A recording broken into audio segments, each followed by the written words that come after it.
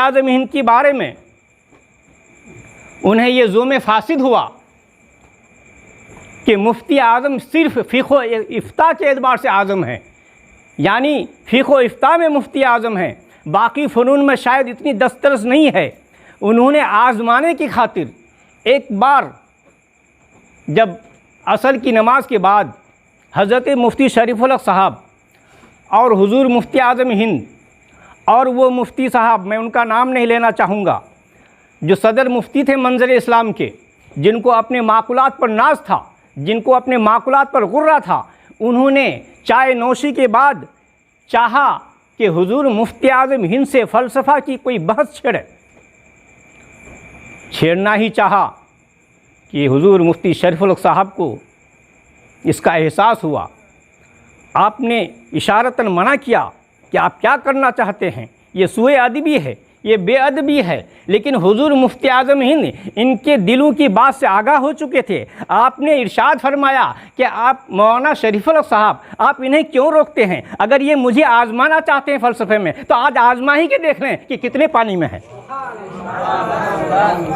चुनांचे फ़लसफ़े में जब बहस छिड़ी गई तो हुज़ूर मुफ्ती आज़म हिंद ने फ़लसफ़े के उस गहराई में उस मुफ्ती साहब को पहुंचा दिया जहां उस मुफ्ती साहब का फ़हम व फ़रासत भी नहीं पहुंचा था, जहां उनकी रसाई कभी ना हुई थी, ऐसे वादी में आपको पहुंचा दिया और लास्ट में वो मबहूत होकर रह गए। तो बाद में सैयदुना सरकार मुफ्ती आज़म ने फरमाया, अब आपको समझ में आया कि फ़लसफ़ा में भी मुझे जो है कुछ आता है।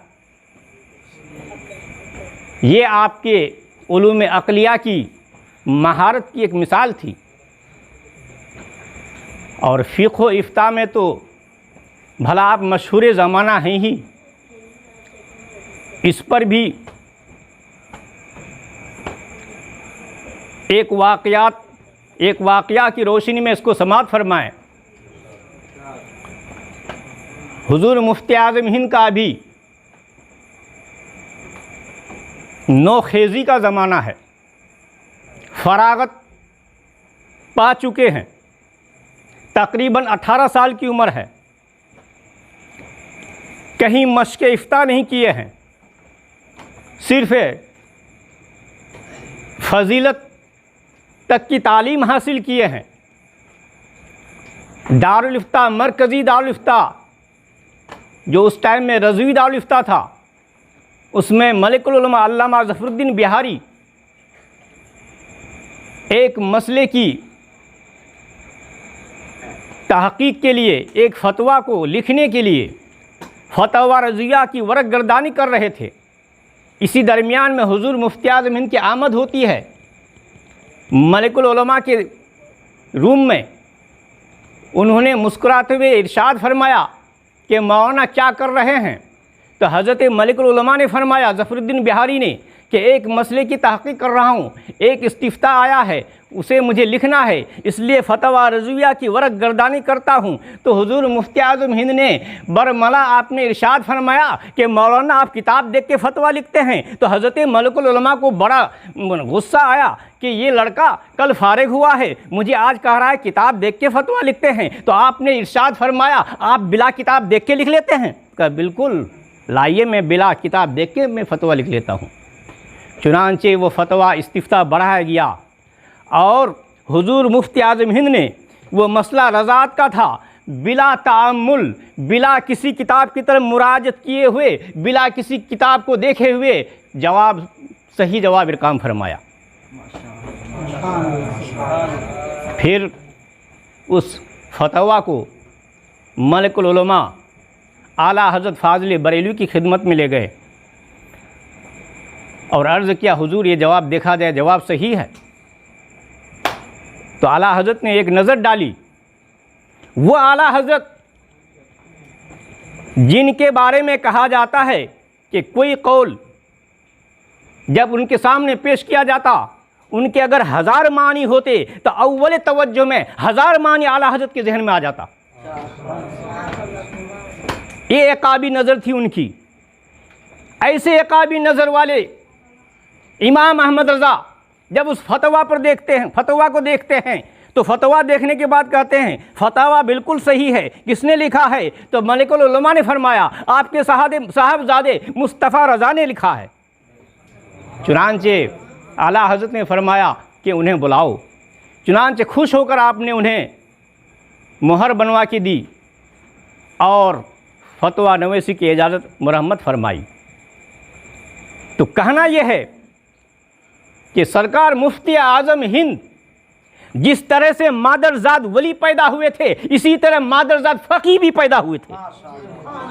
आपने किसी मुफ्ती के पास मश्क इफ्ता नहीं किया। उमूमन ऐसा होता है कि एक काबिल मुदर्रिस बरसहा बरस किसी कोहना मश्क मुफ्ती के पास फतवा नवीसी की मश्क करता है, तब जाके वो फतवा लिखने का अहल होता है। वो फिर कोई ज़रूरी नहीं है कि पहला फतवा लिखे तो वो कहीं उंगली रखने की जगह ना हो, मगर ये सरकार मुफ्ती आज़म ही की ज़ात है कि कहीं मश्क इफ्ता नहीं किया, किसी मुफ्ती के पास जानवे तलम्मुस तय नहीं किया और पहली बार फतवा लिखा। और ऐसा लिखा कि इमाम अहमद रज़ा की एकाबी नज़र जब उस पर पड़ी तो कहीं भी उंगली रखने की जगह नहीं थी। तो कहना पड़ेगा जिस तरह से मुफ्ती आज़म मादरजाद वली थे, ऐसे मादरजाद फ़कीह भी थे।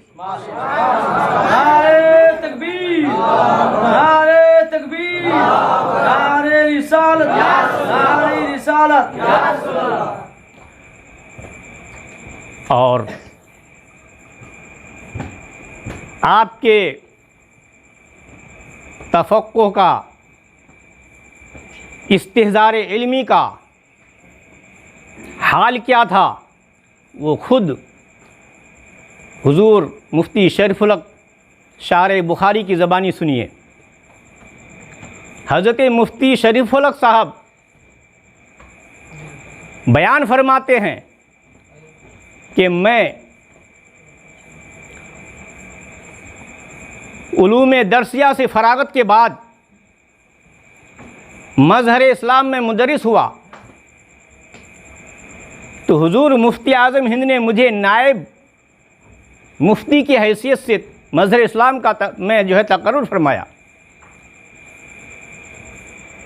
और हज़रत मुफ्ती शरीफुल साहब इरशाद फरमाते हैं कि मैं कोई ऐसा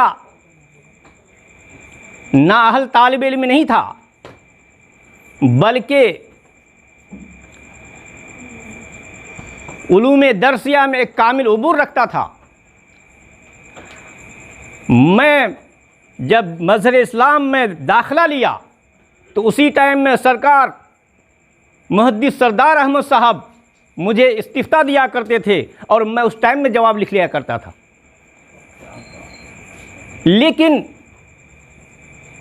इतनी जो है महारत के बाद, इतना मश्क इफ्ता के बाद, जब सरकार मुफ्ती आज़म हिंद के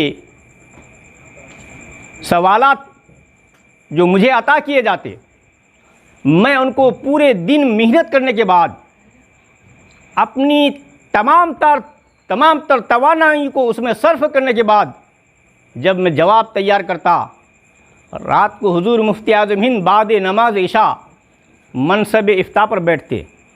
पूरा दिन का आलम यह होता कि पूरा दिन तावीज़ नवेसी में गुजारते। और तावीज़ नवेसी में कोई खुशी की खबर लेके नहीं आता है तावीज़ लेने वाला, हर एक अपना दुखरा सुनाता है। और दुखरा और दुख दर्द का खबर सुनकर कवि से कवि दिल वाले भी मुज़महिल हो जाते हैं, ज़हनी तौर पर परेशान हो जाते हैं। तो वो मुफ्ती आज़म हिंद जो दिन भर तावीज़ लिखें, सिर्फ़ ज़रूरी कामों में, नमाज खाने वगैरह के लिए सिर्फ जाते थे, दिन भर तावीज़ लिखते थे। इशा तक ये सिलसिला चलता रहता था। फिर बाद नमाज इशा खाना खाने के बाद, खाना तनाउल फरमाने के बाद मसनद इफ्ता में बैठते तो आपके तयक्कुज़ और बेदार कल्बी और इस्तिहज़ार इल्मी का आलम यह होता कि हज़रत मुफ्ती शरीफुल इरशाद फरमाते हैं कि मैं जो ही इस्तिफ्ता पेश करता तो हुजूर फरमाते कि ये इबारत ऐसे नहीं ऐसे मौजू थी, इसकी इबारत तायदी इबारत इससे ज़्यादा फलां इबारत बेहतर थी, यहाँ तो आपका इबारत का रब्त नहीं है, आपने फलां जगह लिखा है। तो फबेहा, तो का फबेहा से क्या ताल्लुक? गरज के इबारत की बेरब्तगी दिखाते और ये दिखाते कि इससे मौजू इबारत फला है, फला दलील इससे ज़्यादा मुस्तनद है, फला दलील इससे ज़्यादा कवी है, इसको इससे बदलिए। मैं हैरान रह जाता कि या अल्लाह, ऐसा शख्स जो दिन भर तावीज़ नवीसी में गुजारा, दिन भर जो है दुखियारू के दुख दर्द की कहानी सुनने में गुजारा, और पूरा दिन सर्फ करने के बाद अभी नमाज इशा में के बाद जो है इसमें मैदान इफ्ता में, मस्जिद इफ्ता में बैठा है, तो बेदार कल्बी का जो है तयक्कुज़ कल्बी का, इस्तेहज़ार इल्मी का ये आलम है कि किसी किताब की तरफ मुराजत नहीं करते हैं, किसी किताब की तरफ नहीं देखते हैं, बल्कि आप इरशाद फरमाते हैं इस इबारत को ऐसे बदलिए, इसकी तायदी इबारत वो लाइए, ये फला किताब में ऐसा है, आलमगिरी में ऐसा है, रद्द मुहतार में ऐसा है, उस इबारत को लाइए। ये आपके फतवा और फ़िक़्ह व इफ्ता का मकाम था। और जहाँ तक आपकी वलायत की बात है, मैंने कहा था कि आप मादरजाद वली हैं, तो ये मादरजाद वली होने की सनद हम और आप नहीं, खुद उनके पीरो मुर्शिद सैयदना अबुल हुसैन नूरी रज़ियल्लाहु ताला अन्हो अता फरमाते हैं। चुनांचे जब आपका तवल्लुद हुआ तो आला हज़रत फ़ाज़िल बरेलवी ने हज़रत अबुल हुसैन नूरी मियाँ को इसकी खबर दी कि मेरे पीरो मुर्शिद, मेरे पीरज़ादे, मेरे घर एक बच्चा तवल्लुद हुआ है। चुनांचे सरकार नूरी मियाँ अबुल हुसैन नूरी रहमतुल्लाह अलैह बरेली शरीफ तशरीफ़ लाए, तो उसी शेरखार बच्चे को आपने मुरीद फरमाया और आपने इरशाद फरमाया कि मौलाना ये बच्चा मादरजाद वली है। आला हज़रत को मुखातब करके हज़रत सैयदना अबुल हुसैन नूरी मियाँ ने इरशाद फरमाया कि मौलाना ये बच्चा मादरजाद वली है, ये तो लंबी उम्र पाएगा और फैज़ का दरिया बहाएगा। और ऐसा ही हुआ कि आप एक लंबी उम्र पाए और फैज़ का दरिया बहाए। न जाने कितने गुमगश्तगान राह को राह रास्ते पर लाया। तबलीग दीन में आपने वो नुमाया किरदार अंजाम दिया कि रहती दुनिया तक इसकी मिसाल जल्दी नहीं मिलती है। ये आपकी वलायत की एक झलक थी। और ज़ुहद व वरा, जो मैंने कहा था कि ज़ुहद व वरा के भी आला मेयार पर फाइज थे, तो उसी की एक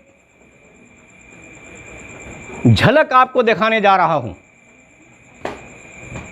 हुजूर शार बुखारी मुफ्ती शरीफुल अमजदी अलैहि रहमत व रिज़वान इरशाद फरमाते हैं कि एक सफ़र में हुजूर सरकार मुफ्ती आज़म हिंद के साथ बम्बई जा रहा था और हज़रत ट्रेन में चालू डिब्बे में सफ़र कर रहे थे। सुबह के वक्त फजर की नमाज के टाइम हज़रत को इस्तिंजा की ज़रूरत हुई। जब ट्रेन के डब्बे के पेशाब खाने में आपने जाने की ज़हमत की तो देखा क्या है कि औरतों की भीड़ है, औरतें भीड़ लगाए रखी हैं। अब औरतें जगह वो खाली करें तब फिर हजरत जाएं। इसी इंतज़ार में पेशाब के कुछ कतरे आपके पायजामा पर टपक पड़े। तो निहायत सर्दी का मौसम था, ठंडक का मौसम था। उस थोड़े से कतरे से नमाज तो हो जाती है, जबकि मकदार दिरहम से कम हो, उसमें कोई हर्ज नहीं है, अगरचे सिर्फ सुन्नत के ख़िलाफ़ है।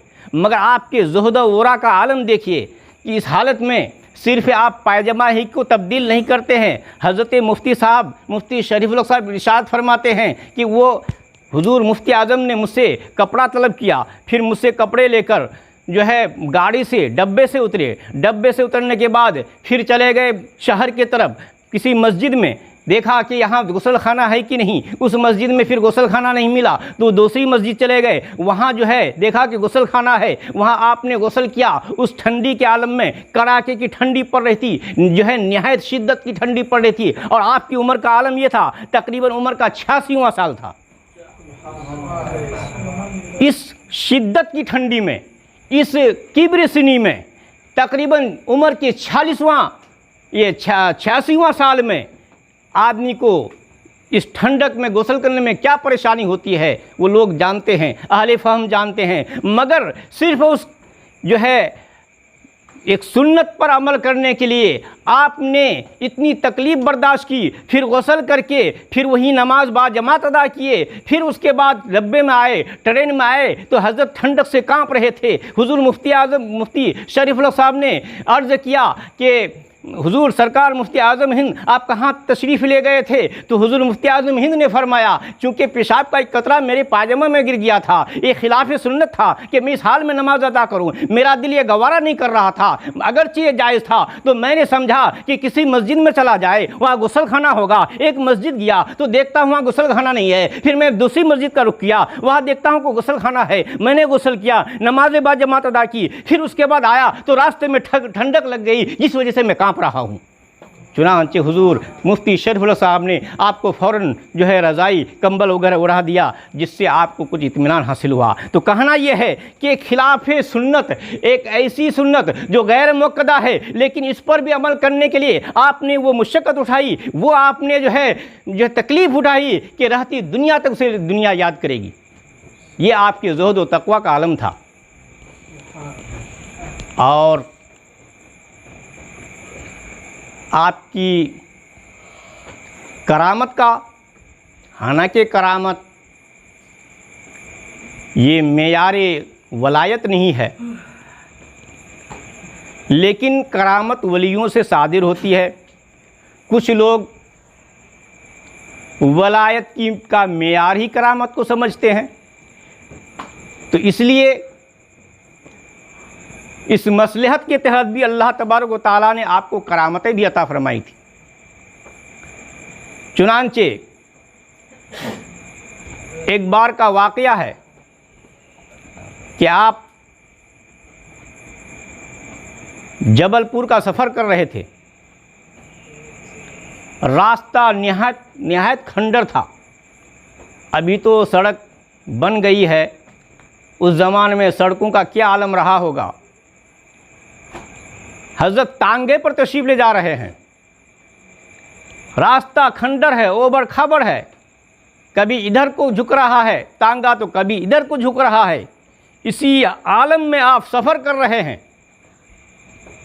अचानक एक बच्चा दौड़ता हुआ आता है और बेखुदी में तांगा को देखे बगैर तांगा की तरफ आता है और तांगे के पहिए के नीचे दब जाता है। तांगा का पहिया उसके सीना और पेट के दरमियानी हिस्सा से गुजर जाता है। गुजरने के बाद ही लोगों में अफरा तफरी हो गई। लोगों ने तांगा वाले को पकड़ा। बच्चे की हालत ये हो गई कि वो मरने के करीब था,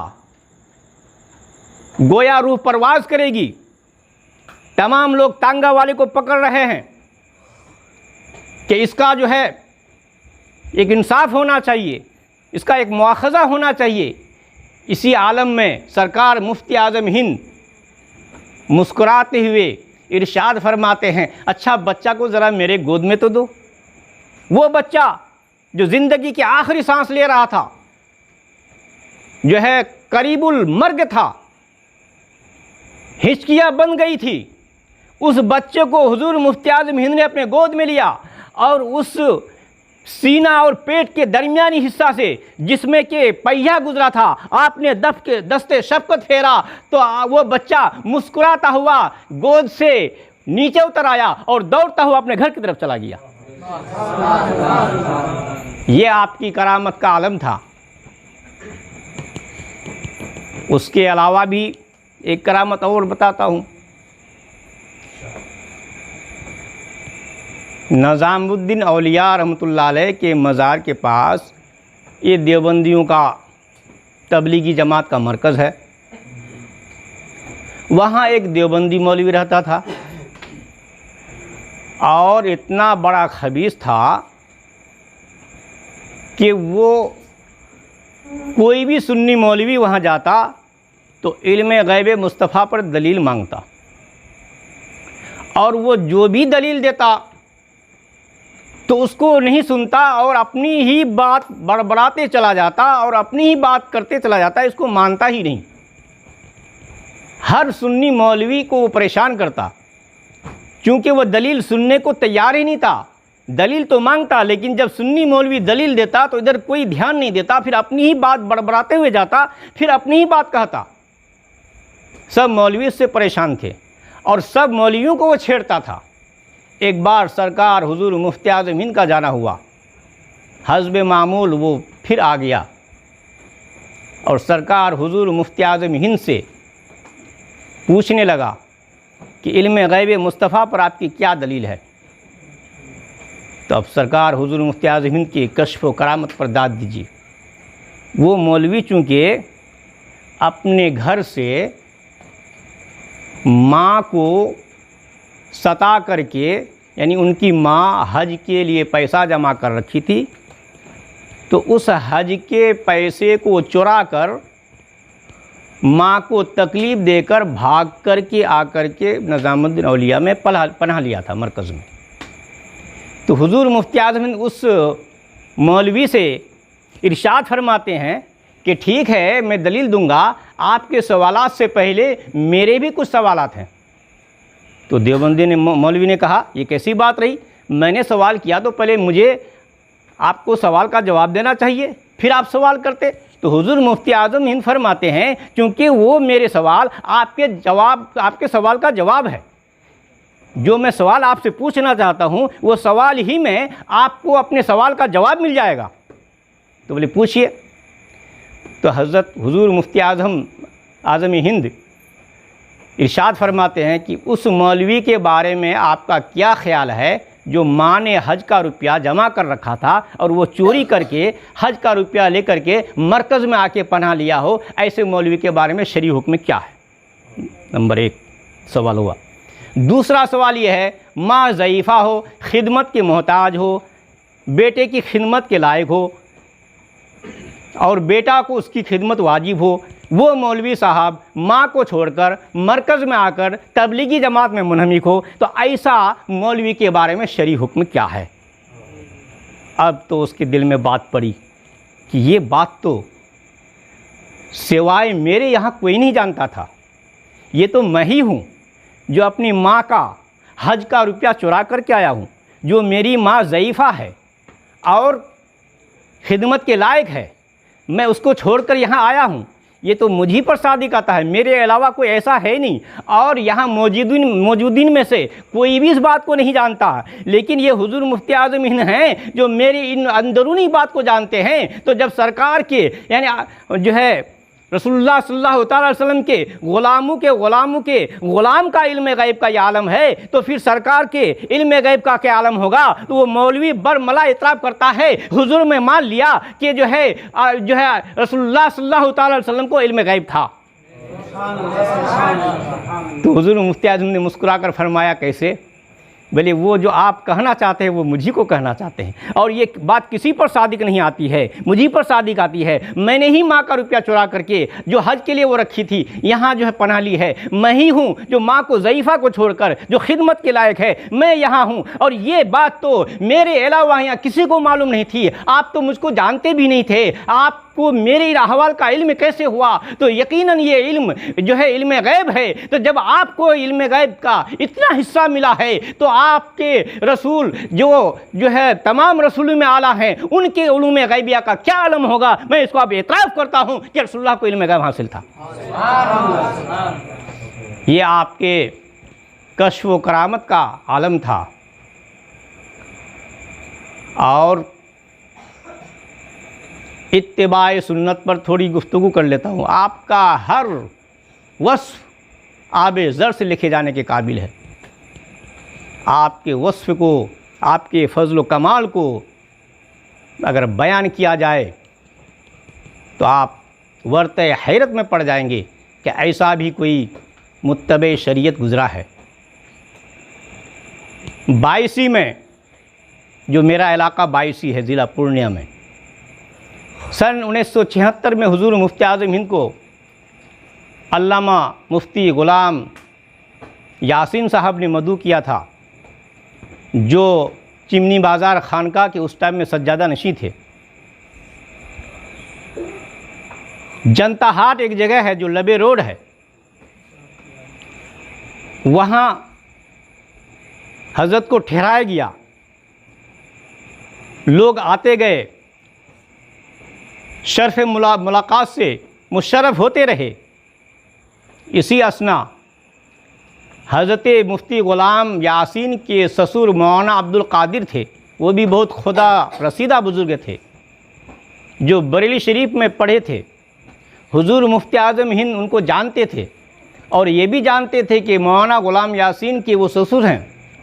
तो देखा कि इस हाज़िरीन में मौलाना अब्दुल कादिर नहीं हैं, तो आपने इरशाद फरमाया कि मौलाना ग़ुलाम यासीन साहब, मौलाना अब्दुल कादिर को नहीं देखता हूँ और लोग आए हैं मुझसे मिलने के लिए, लेकिन अब मौलाना अब्दुल कादिर नहीं आए हैं, मामला क्या है? तो हज़रत मौलाना ग़ुलाम यासीन अर्ज़ करते हैं कि हुजूर आजकल वो बीमार चल रहे हैं, निहायत बीमारी के आलम में मुब्तला हैं। तो हुजूर मुफ्ती आज़म हिंद ने इरशाद फरमाया, तब तो मैं देखने के लिए चलूँगा।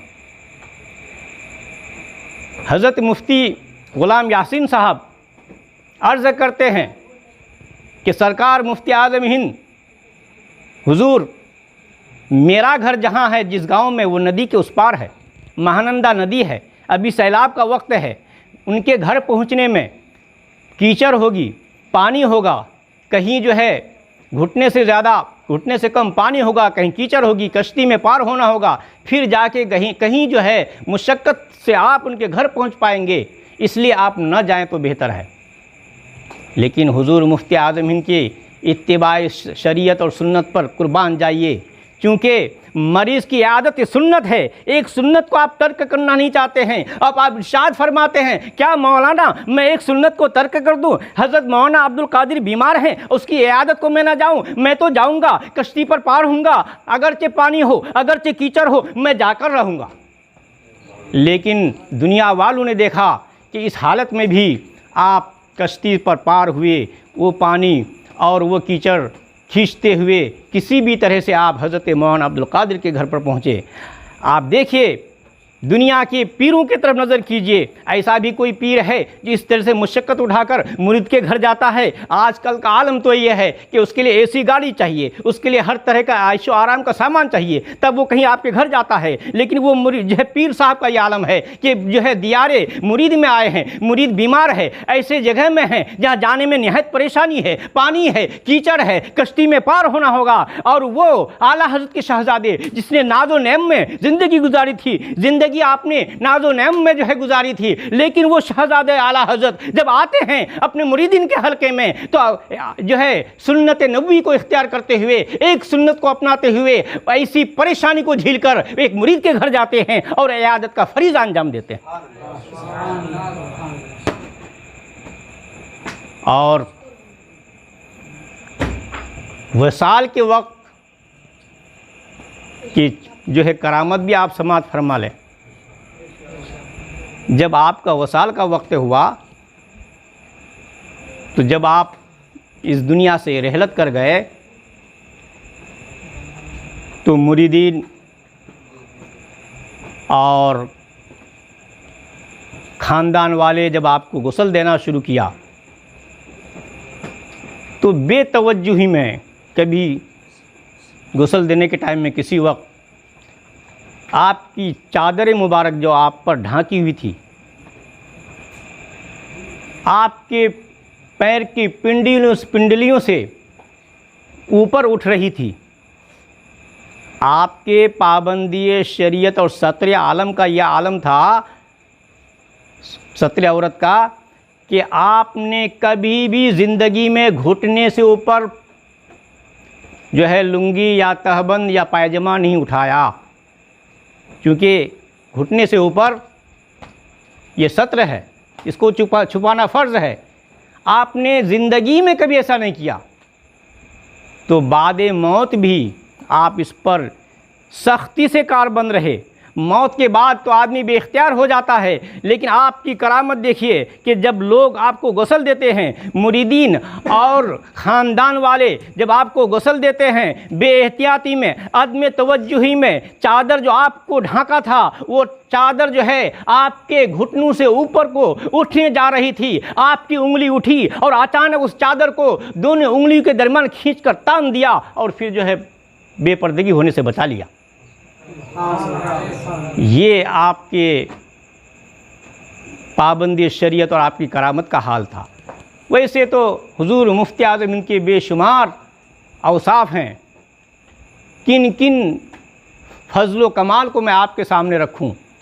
हर एक फजल कमाल अपने एतबार से एक लासानी और बेनज़ीर है, उसके लिए बहुत वक्त दरकार है। मैं इसी पर अपनी बात को ख़त्म करता हूँ। व आखिर दावाना अल्हम्दुलिल्लाह रब्बिल आलमीन।